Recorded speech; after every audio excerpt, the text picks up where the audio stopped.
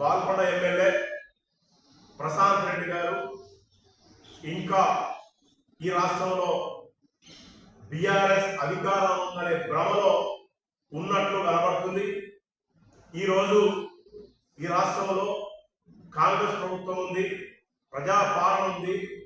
గౌరవ ముఖ్యమంత్రి రేవంత్ రెడ్డి గారి నాయకత్వంలో పేదోడి పరిపాలన సాగుతుంటే ఈరోజు కాంగ్రెస్ ప్రభుత్వం నిరుపేదలకు కానీ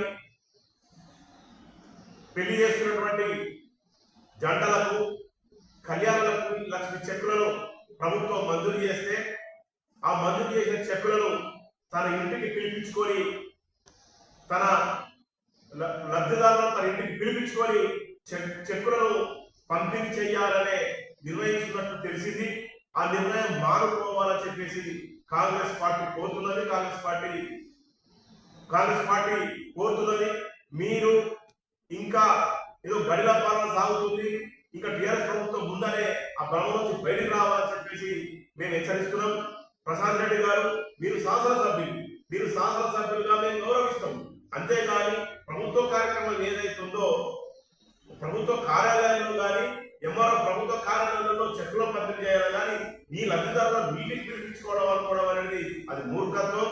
మీరు రాజకీయంగా ఉన్నటువంటి పరిస్థితులలో మీరు ఇంకా మేము గడిలో ఉన్నాము, ఇంకా దొరపాలన సాగుతుంది. గతంలో 10 ఏళ్ల కాలంలో మీరు లబ్ధిదారులను కానీ ఎవరైతే సీఎంఆర్ చెక్కుల గురించి చెక్కులు కానీ అదే మాదిరిగా కళ్యాణ చెక్కులను గత మీ 10 ఏళ్ల కాలంలో పిలిపించుకొని ఇచ్చినట్టు కాదు. అది దొరపాలన జరిగింది కావచ్చు. ఈ రోజు పేదోడి పరిపాలన సాగుతుంది రాష్ట్రంలో, అది మర్చిపోవచ్చు. ప్రశాంత్ రెడ్డి గారు, ఈ రోజు లబ్ధిదారులకు ఇవ్వాలనుకున్నటువంటి శాసనసభ్యులుగా ఇవ్వాలనుకున్నప్పుడు ప్రభుత్వ కార్యాలయానికి ఇవ్వండి, దాన్ని మేము హర్షిస్తాం, స్వాగతిస్తాం. అంతేగాని కళ్యాణ లక్ష్మి చెక్కులను పంచడానికి నీటి పిలిపడేవేంటి? ఇంకేమైనా దొరలగడ కూడుకున్నారా? ఇంకా ఆ నిర్ణయాన్ని మీరు మానుకోవాలని చెప్పి హెచ్చరిస్తున్నాం. ఆ పద్ధతి మంచిది కాదు.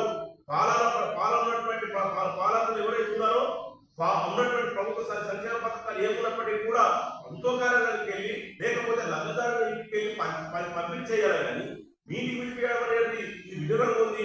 ఇది కొత్త నిర్ణయానికి తెరలేక మీరు ఆ భ్రమ నుంచి బయటకు రావాలని చెప్పేసి కాంగ్రెస్ పార్టీ కోరుతున్నది. అదే మాదిరిగా మీరు ఏదైతే ఇప్పుడున్నటువంటి పరిస్థితుల్లో పేదోళ్ళకు న్యాయం జరగాలనే తీరులో ఆ ప్రభుత్వం నిర్ణయం తీసుకున్నది. పేదోడి సంక్షేమం ప్రతి పేదవాడికి కూడా ఏ ప్రభుత్వ సంక్షేమం ఉందో ఆ పథకం పేదోడికి వెళ్ళే ఇవ్వాలనేది మా ఆలోచన, మా ప్రభుత్వం ఆలోచన. కానీ మా ప్రభుత్వ నిర్ణయానికి అనుగుణంగా మీరు తీసుకున్న నిర్ణయాన్ని వెనక్కి తీసుకోవాలని చెప్పేసి కాంగ్రెస్ పార్టీ తరఫున హెచ్చరిస్తుంది. జై కాంగ్రెస్.